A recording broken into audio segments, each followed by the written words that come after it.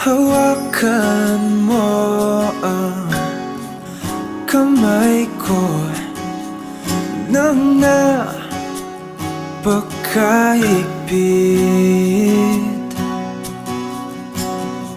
Pakinggan mo ang tinig ko.